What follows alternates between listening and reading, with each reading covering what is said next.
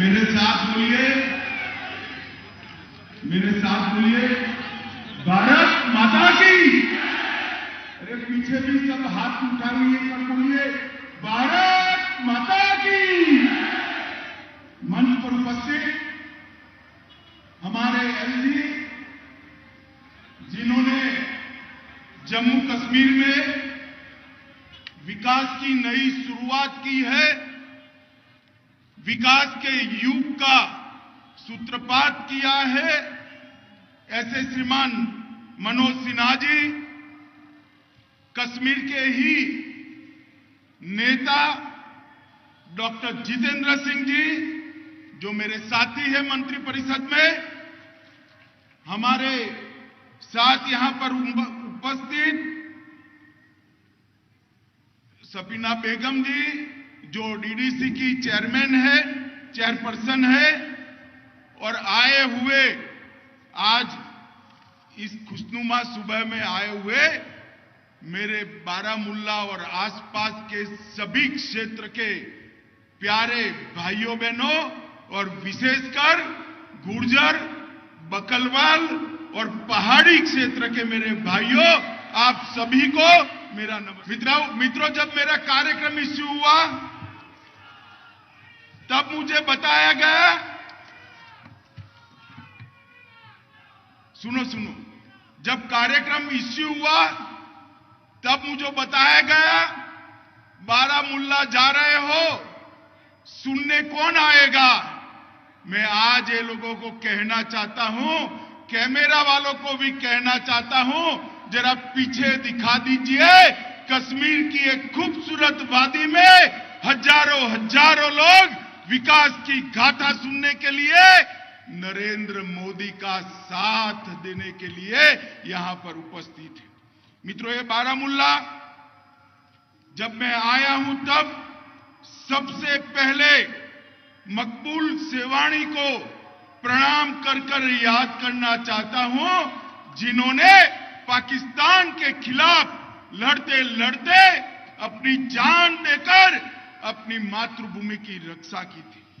और उस वक्त अगर सन 47 में मकबूल सेवानी जैसे वीर नौजवानों ने अपने इस क्षेत्र को बचाया न होता, तो आज यहां पर भी पाक ऑक्यूपाई कश्मीर जैसा हाल होता, ना बिजली होती, ना पानी होता, ना अस्पताल होता। आज मैं फिर से एक बार मकबूल सेवानी को प्रणाम कर उनको श्रद्धांजलि देकर मेरी बात की याद करना चाहता हूं। मित्रों, जम्मू के पीर पंजाल की पहाड़ियां और चिनाब और कश्मीर घाटी से बना हुआ एक क्षेत्र दुनिया में सबसे खूबसूरत क्षेत्रों में माना जाता है। मैं यहां 3 दिन से हूं, आज तीसरा दिन है। मैं जहां पर भी गया, एलजी साहब को मैं विशेष धन्यवाद देना चाहता हूं। मोदी जी और मनोज सिन्हा जी ने जो विकास के काम किए हैं, उसकी खुशी यहां की जनता के चेहरे पर दिखाई पड़ती है। मित्रों, आज मैं कहना चाहता हूं, कुछ दिन पहले महबूबा मुफ्ती जी का मैंने एक ट्वीट पढ़ा था कि एचएम आप आ रहे हो, हिसाब देकर जाना कि क्या दिया है कश्मीर को। महबूबा जी, कान खोलकर सुन लीजिए, आंख खोलकर देख लीजिए, आप और फारूक साहब दोनों देख लीजिए, हमने क्या दिया है इसका मैं हिसाब देता हूं। मगर 75 साल तक आपके 3 परिवारों ने यहां शासन किया, उन्होंने क्या दिया उसका हिसाब जरा बाद में करना। सबसे पहला काम मोदी जी ने गांव तक जमहूरियत को पहुंचाने का किया है। पहले कश्मीर के अंदर जमहूरियत की व्याख्या थी 3 परिवार, 87 विधायक और 6 सांसद, और आज मोदी जी ने 5 अगस्त के बाद जम्मू कश्मीर में जमहूरियत को जमीन तक, गांव तक पहुंचाने का काम किया है। और आज घाटी और जम्मू दोनों क्षेत्र में 30,000 से ज्यादा लोग पंचायत, तहसील पंचायत और मस्जिद में कुछ चल रहा है क्या? हो गया?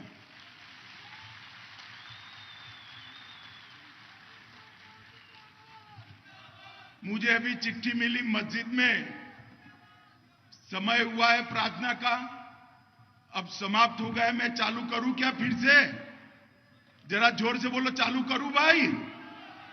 मोदी जी ने जमहूरियत को 30,000 लोगों तक पहुंचाने का काम किया है।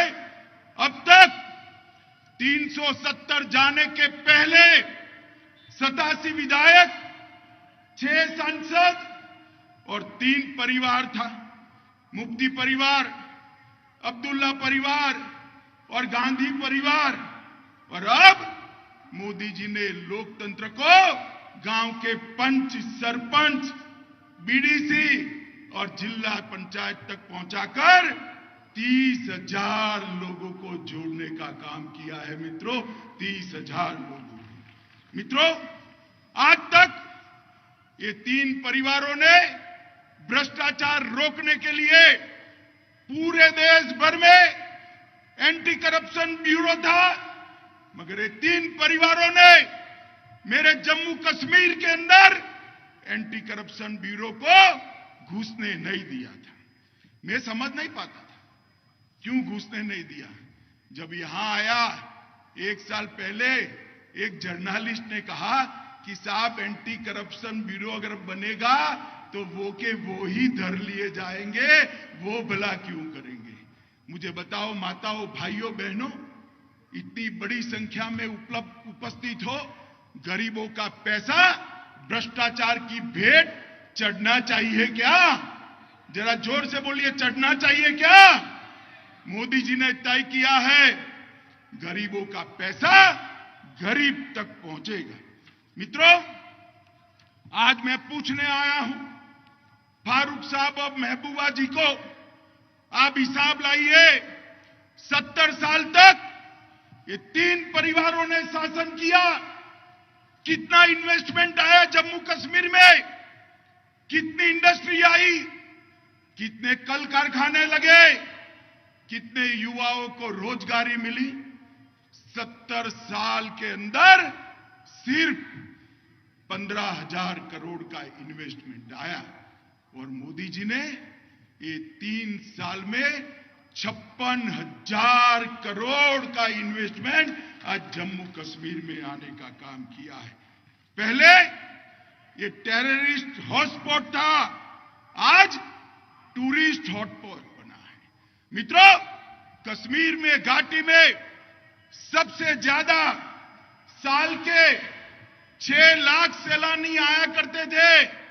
आज मैं यहां पर अक्टूबर में आया हूं, जोर से ताली बजाइएगा।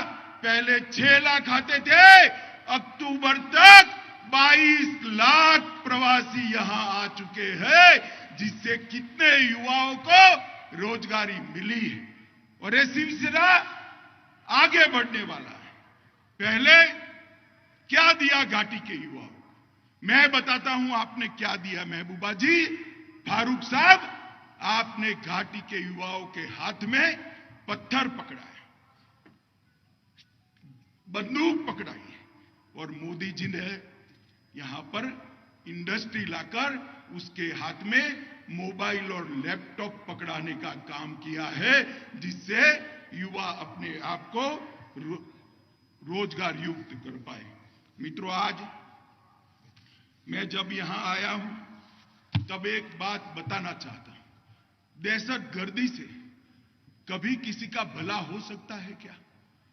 आतंकवाद ने दुनिया में किसी का भला किया, ऐसी कोई घटना हो तो मुझे आतंकवाद के पैरोकार जो है वो बता दे। दहशतगर्दी से किसी का भला नहीं होता। जम्मू कश्मीर के 42,000 लोग 90 से लेकर आज तक दहशतगर्दी के भेंट चढ़ गए, आतंकवाद के भेंट चढ़ गए। मुझे बताइए भाइयों बहनों माताओं, ये 42,000 लोगों की मृत्यु के लिए कौन जिम्मेदार है? ये 3 परिवार ने शासन किया, वो जिम्मेदार है। अब आतंकवाद धीरे धीरे समाप्ति की ओर जाता है। कुछ लोग यहां पर पाकिस्तान की बात करते थे। मैं आज उनको कहना चाहता हूं, कभी भी आप आइए, हमारे लोगों के साथ बैठिए। पाक ऑक्यूपाई कश्मीर में कितने गांव में बिजली है, इसका हिसाब लेकर आइए। मैं बताता हूं, आज हमारे कश्मीर के अंदर हर गांव में बिजली पहुंच चुकी है। माताओं, भाइयों, बहनों, भगवान न करे आपके घर में कोई बीमारी आ जाए तो मोदी जी ने 5 लाख तक का इलाज पूरा फ्री ऑफ कॉस्ट कर दिया है। 77 लाख लोगों को कार्ड देकर आज इलाज के लिए एक भी पैसा खर्च नहीं करना है। 1 लाख लोग ऐसे थे जिनके पास ये बर्फीली हवाओं में भी रहने का पक्का घर नहीं था। 70 साल तक मुफ्ती एंड कंपनी ने, ये अब्दुल्ला एंड सन्स ने शासन किया, मगर 1 लाख लोगों को घर नहीं मिला था। मोदी जी ने 14 से लेकर 22 तक कश्मीर में और जम्मू में 1 लाख लोगों को घर देने का काम किया है। मित्रों, ये सबसे बड़ी उपलब्धि है। वापिस लाइए, उसको मेन स्ट्रीम में लाइए। दहशतगर्दी से, आतंकवाद से कश्मीर का भला नहीं होने वाला है। कश्मीर का भला जमहूरियत से होने वाला है। कश्मीर का भला इंडस्ट्री लगने से होने वाला है। कश्मीर का भला एम्स लगने से होने वाला है। कश्मीर का भला IIM लगने। जब ये 3 परिवार का शासन था, 132 करोड़ का बजट था। कितना था बारामूला वालों बताइएगा? 132 करोड़। जरा जोर से बोले, कितना था? 30 करोड़ से बढ़ाकर 1515 करोड़ तक पहुंचाने का काम देश के प्रधानमंत्री नरेंद्र मोदी जी ने किया है। डीडीसी और बीडीसी के लिए 110 करोड़ रुपया अलग से दिया है। बारामूला में सरकारी मेडिकल कॉलेज बन रहा है, जो यहाँ के बच्चों को डॉक्टर बनाकर कश्मीर के गरीब भाइयों बहनों का इलाज कराने का काम करेगा। एक्सप्रेसवे नारवल से बारामूला तक राष्ट्रीय राजमार्ग और बारामूला से उरी तक 850 करोड़ की लागत से एक्सप्रेसवे बनाया है। गुलमर्ग से पर्यटक बारामूला आना चाहते हैं। बारामूला बाबा रेसी गुलमर्ग तक 43 किलोमीटर का सड़क 85 करोड़ के खर्च से बनाने का काम देश के प्रधानमंत्री जी ने किया। मित्रों, 847 करोड़ रुपए से 1.5 लाख परिवारों को शिक्षा के क्षेत्र के तहत आज शामिल करने का हमने फैसला किया है। जो मेडिकल कॉलेज लगेंगे वो मुफ्त अस्पताल भी चलाएंगे। 5 नए डिग्री कॉलेज डांगी बाचा, हादीपुर, बोनियार, क्रीरी और मुंबई में स्थापने का काम नरेंद्र मोदी सरकार ने किया है। और बारामूला की मेरे क्षेत्र की बच्चियों के लिए 100 बिस्तर की क्षमता के साथ गुर्जर बकरवालों का एक बच्चियों का छात्रालय, रेसिडेंट स्कूल भी बनाने का काम नरेंद्र मोदी सरकार ने किया है। 402 पंचायतों में 2 स्टेडियम और हर पंचायत के अंदर खेल के मैदान बनाए हैं। 10 करोड़ रुपया की लागत से 2 इंडोर स्टेडियम भी बन रहे हैं। और गुलमर्ग में, सिर्फ मैं गुलमर्ग की बात करता हूं, आपसे सटा हुआ है, 4 लाख प्रवासी आए थे, 4 लाख टूरिस्ट आए थे। उससे बढ़कर 13 लाख टूरिस्ट सिर्फ सितंबर माह तक गुलमर्ग में आ चुके हैं। मित्रों, आज मैं कहना चाहता हूं कि हजारों करोड़ रुपए के बिजली के कारखाने लगे, हजारों करोड़ रुपए की सिंचाई की योजनाएं लगी हैं, और ये सारा जब लगता है तो समृद्धि कश्मीर की घाटी में भी आने वाली है। माताओं, भाइयों, बहनों, रेल नेटवर्क के सुधार के लिए उधमपुर श्रीनगर बारामूला रेल लिंक का काम शुरू कर दिया गया है। प्रधानमंत्री सड़क योजना के तहत 3167 करोड़ रुपया की 119 नई सड़कें बनाने का काम नरेंद्र मोदी सरकार ने किया है। और मित्रों, मैं आज आपको बताना चाहता हूं कि नरेंद्र मोदी जी जो इंडस्ट्रियल पैकेज लेकर आए हैं, उसके तहत 56,000 करोड़ का निवेश आज देश से कश्मीर के अंदर आया है, जिसके तहत 5 लाख लोगों को रोजगारी मिलने की संभावना है। 5 लाख लोग।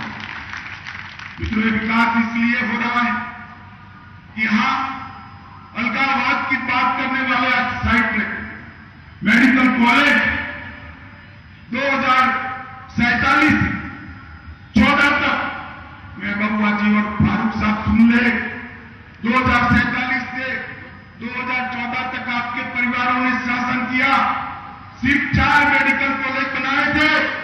14 से 22 तक 9 मेडिकल कॉलेज नए बनाने का काम नरेंद्र मोदी जी ने किया।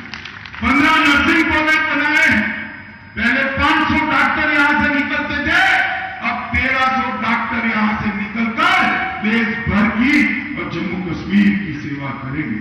कश्मीर में एम्स बनाया है, कश्मीर में नीट बनाया है, अनंतनाग बारामूला वहां पर नई मेडिकल कॉलेज बनाई है, नीट कश्मीर में बनाया है। जम्मू और कश्मीर में 2 क्लस्टर विश्वविद्यालय बनाए हैं, बीएससी नर्सिंग कॉलेज और 2 कैंसर इंस्टीट्यूट भी कश्मीर में बनाने का काम नरेंद्र मोदी जी ने किया है। और मित्रों, सबसे बड़ी बात मैं आप लोगों को ये करने आया हूं कि धारा 370 के कारण मेरे गुर्जर, बकरवाल और पहाड़ियों आरक्षण का फायदा नहीं मिलता। आप लोगों को अब तक आरक्षण मिलता था क्या? बताइए, मिलता था? शिक्षा में भी नहीं मिलता था, सरकारी नौकरियों में भी नहीं मिलता था, चुनाव के अंदर भी आपको आरक्षण नहीं मिलता। मोदी जी ने धारा 370 हटाई और अब एसटी का आरक्षण मिलेगा। इसके साथ साथ मोदी जी ने एक आयोग बनाया, जस्टिस शर्मा का आयोग। इसने फिर से एक बार एससी, एसटी, ओबीसी का वैज्ञानिक सर्वेक्षण कर जातियों को जोड़ा। और मैं आज कहने आया हूं, गुर्जर, बकरवाल और मेरे पहाड़ी भाइयों को इसके तहत अब आरक्षण मिलने लगेगा। भाइयों बहनों, हमने कहा कि आरक्षण मिलेगा, और अब्दुल्ला साहब गुर्जर भाइयों को भड़का रहे हैं कि आपका कम हो जाएगा। मैं पूछना चाहता हूं गुर्जर भाइयों को, अब्दुल्ला साहब ने दिया है क्या? उन्हें तो कुछ नहीं दिया, मगर मैं कहना आया हूं कि पहाड़ियों को भी मिलेगा, मगर गुर्जरों का 1% कम नहीं होगा। गुर्जरों को जितना है उतना मिलता रहेगा, और उसके साथ मेरे पहाड़ी लोगों को भी आरक्षण मिलेगा। मोदी जी ने जो व्यवस्था करी है, ये व्यवस्था ही खुशहाल जम्मू कश्मीर का रास्ता है। मैं आज फिर से एक बार पूरी घाटी के मेरे भाइयों बहनों को कहने आया हूं, दिल में बड़ा दर्द होता है किसी ओर से भी एक व्यक्ति, एक इंसान जब मारा जाता है। किसी भी इंसान के कंधे पर सबसे बड़ा बोझ क्या होता है? किसी भी इंसान के कंधे पर सबसे बड़ा बोझ अपने बेटे की अर्थी का होता है। भाई, अपने बेटे की अर्थी का। 42,000 लोग मारे गए, कभी कोई नेता का बेटा नहीं मरा, कभी नहीं मरा। 42,000 लोग गरीब। हम चाहते हैं जम्मू कश्मीर में से अलगाववाद समाप्त हो, जम्मू कश्मीर में से आतंकवाद समाप्त हो,